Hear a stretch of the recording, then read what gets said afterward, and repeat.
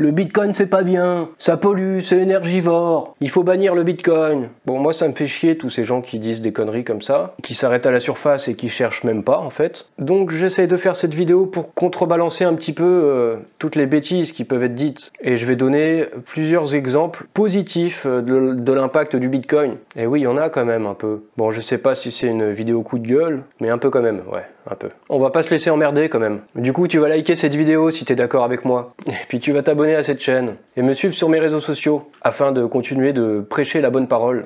Investi dans les cryptos, pour être riche dans le futur, paire de couilles dans le futal, ainsi soit-il, mon bitcoin est mon couteau. Si j'ai voulu faire cette vidéo aujourd'hui, c'est après avoir lu cet article dans lequel on nous dit que Greenpeace et le cofondateur de Ripple lance une campagne destinée à enjoindre Bitcoin à adopter un mode de fonctionnement plus green. Green comment? Oh, super green, aussi green que ça peut être green. Et en gros, c'est toujours cette idée que le Bitcoin est un gouffre énergétique et de pollution. Bon, j'ai déjà fait une vidéo, je vais vous mettre le lien ici, où justement je démonte cette idée qui est fausse, hein, que le Bitcoin serait hyper dangereux, hyper polluant et tout ça. Et c'est assez relou de revoir ces mêmes choses qui sont redites encore tout le temps. Ces choses qui sont fausses. Et ça a déjà été démontré plein de fois que c'était faux. Et donc dans cet article, avec leur campagne là, ils nous disent qu'ils veulent réécrire carrément le code de Bitcoin. Si seulement 30 personnes, les principaux mineurs, les exchanges et les principaux développeurs qui construisent et qui contribuent au code de Bitcoin, si seulement ils acceptaient de revoir leur code pour changer leur protocole de consommation d'énergie, Bitcoin cesserait de polluer le monde et la planète et voilà, de détruire l'humanité. Finalement, ils nous disent que c'est à cause de 30 connards. Bon, sauf que s'il y a une confiance aussi grande dans le Bitcoin, et si le Bitcoin a aujourd'hui autant de valeur, c'est justement pour sa sécurité, et réécrire le code, ce serait une idée vraiment... voilà. En plus, c'est marrant parce que comme c'est souligné dans cet article, c'est un réveil assez tardif de la part de Greenpeace, qui a allègrement accepté des dons en Bitcoin entre 2014 et mai 2021. Il aura fallu du temps pour s'apercevoir que le Bitcoin était aussi dangereux et énergivore. Donc voilà, une subite prise de conscience en mars 2022. Avant, ça les dérangeait pas de recevoir de l'argent en Bitcoin. Puis bon, faut peut-être pas trop s'étonner du côté de Ripple, parce que Ripple, c'est quand même l'allié des banques centrales plutôt. Donc c'est pas étonnant que du coup, ce soit peut-être l'ennemi du Bitcoin. Mais passons sur cette nouvelle, parce que le but de cette vidéo, c'est surtout parler de toutes les initiatives qui montrent que le Bitcoin, le minage de Bitcoin, peut être en fait bénéfique. Comme on le voit dans cet article, le Bitcoin peut aider à réduire les émissions de CO2 en fait. Au Canada, dans la ville de North Vancouver, il y a la société de minage de cryptoactifs, donc de Bitcoin, Mint Green, qui prouve qu'en fait le minage de crypto, ça peut aussi avoir d'autres intérêts. Mint Green s'est associé avec Lonsdale Energy Corporation pour fournir un chauffage dans 100 bâtiments résidentiels et commerciaux, donc dans cette ville à North Vancouver. Et ces bâtiments vont être chauffés grâce à des chaudières numériques, du coup en utilisant la chaleur produite pour faire du minage de Bitcoin entre autres, et en utilisant cette énergie pour chauffer les bâtiments. Ces chaudières numériques empêcheront 20 000 tonnes de gaz à effet de serre d'entrer dans l'atmosphère par rapport au gaz naturel qui était utilisé précédemment. Et donc ça en fait un chauffage à faible émission carbone. Les chaudières numériques récupèrent 96% de l'électricité utilisée pour le minage de Bitcoin sous forme d'énergie thermique. Donc du coup, l'argument de gâchis d'énergie quand on mine du Bitcoin, déjà avec ce genre de solution, ça tient plus du tout. Mais je vais vous parler encore d'autres initiatives dans ce style-là, comme par exemple en Suède. Et en Suède, il y a plus d'électricité qui est produite que d'électricité qui est dépensée. Et donc ils ont un surplus. Et c'est pour cette raison que l'entreprise CryptoVolt s'est établie près d'Oslo pour miner du Bitcoin. Et ils ont innové avec une technologie verte qui vise à récupérer la chaleur émise par ces 1000 mineurs afin de la pomper dans des tuyaux pour sécher du bois qui est stocké. Donc comme ça, ils accélèrent le processus de sèche du bois sans utiliser une nouvelle énergie en fait, sans utiliser plus d'électricité. Ça permet aux bûcherons de sécher plus de bois et de créer des emplois. Je suis tombé aussi sur Sato, une chaudière qui mine du Bitcoin. C'est français, la start-up Wise Mining. Et en fait, c'est une chaudière d'appoint qui utilise la chaleur produite par des ASICs de Bitcoin, donc pour faire du minage de Bitcoin. Et comme ça permet de produire de l'eau chaude. Donc en fait, c'est un ballon d'eau chaude. Et ce produit est destiné aux particuliers. L'utilisateur ne dépensera pas plus d'énergie pour se chauffer que d'habitude, mais en plus, il pourra miner du Bitcoin, donc avoir une source de revenus. À Metz, bon ça date pas d'aujourd'hui, hein, c'est une nouvelle qui date de juillet 2020, il y a un hôpital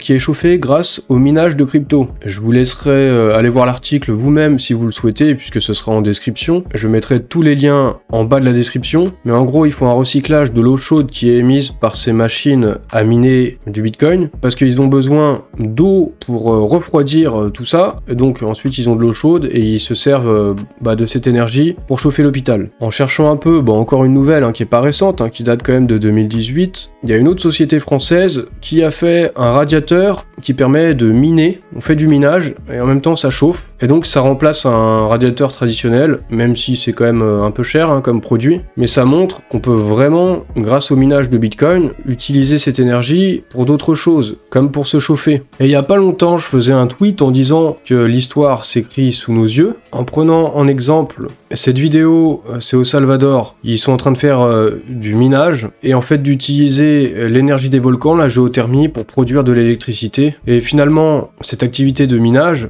elle permet aussi de financer ces infrastructures pour produire de l'électricité, pour l'apporter aux populations locales dans la région. Et là, les énergies sont complètement renouvelables, puisque ça vient de la géothermie et donc d'un volcan. Il y a aussi Exxon, le premier pétrolier américain, qui va faire des essais pour faire du minage de Bitcoin à partir de ses excédents de gaz naturel. Parce qu'il y a du gaz qui est en trop, qui ne sert à rien, mais ils sont quand même allés le chercher, donc ils ont dépensé de l'énergie pour ça. Et ensuite ils font des dégazages, et ça rejette beaucoup de gaz à effet de serre dans l'atmosphère, mais c'est même pas productif. Et là, pour le coup, s'ils s'en servent pour faire du minage de Bitcoin, ce sera plus juste du gaz qui aura été cherché pour rien, puisqu'il pourra servir à quelque chose. Et cet exemple-là pourrait être suivi par d'autres pétroliers dans le monde en plus. Et il y a cet article de Futura Science, qui est plutôt un bon article, complet, qui parle du fait que le Bitcoin est souvent accusé de polluer, et ils rétablissent quand même des vérités dans cet article. Donc ça montre que ça a été écrit par un journaliste qui a cherché, et qui s'est pas contenté de la surface. Et il a même bien cherché, puisqu'il parle du rapport de CoinShares, qui permet de se rendre compte que les émissions de CO2 liées au Bitcoin représentent 0,08% du total des émissions mondiales. Une part infime donc. Déjà en termes de pollution, c'est bien de rétablir un peu la vérité. Il parle du fait que depuis le bannissement de la Chine,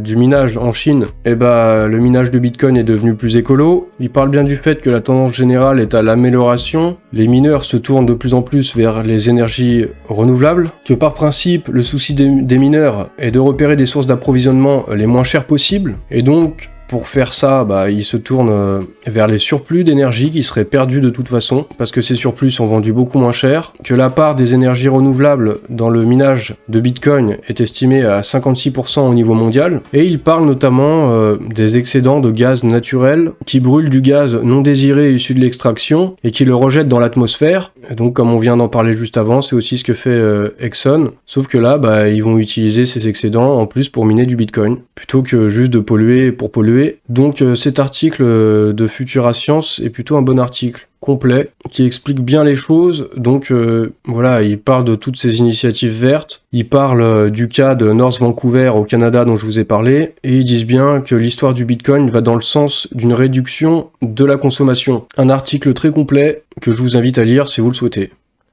Je sais pas toi, mais il y a des personnes qui commencent à me les briser, à répéter sans arrêt les mêmes bêtises. Du coup, j'ai fait cette vidéo pour montrer des initiatives qui vont dans le sens contraire de ce qu'ils décrivent. Non, le Bitcoin n'est pas un monstre de pollution. Et oui, le Bitcoin peut avoir de vraies utilités dans la société. D'ailleurs, si t'as entendu des exemples, si t'as vu des choses sur des exemples dont j'ai pas parlé là dans cette vidéo, hésite pas à en parler dans les commentaires. ou à mettre des liens vers des articles qui en parlent, parce que je veux bien voir s'il y a des choses intéressantes là-dessus. Tous les cas d'utilisation positive du Bitcoin. Et en fait, si c'est pas les hommes et les femmes politiques, si c'est pas les médias qui véhiculent les bonnes informations, c'est à nous de le faire en fait. Faut pas attendre qu'on vienne nous sauver, personne ne le fera. C'est à nous de le faire. Et même si c'est pas moi qui vais tout changer tout seul, tu peux quand même t'abonner à ma chaîne et puis liker si tu supportes ces idées-là, si tu es d'accord avec ça. N'hésite pas à liker cette vidéo, tu peux me suivre sur mes réseaux sociaux, j'essaye de relayer les bonnes informations.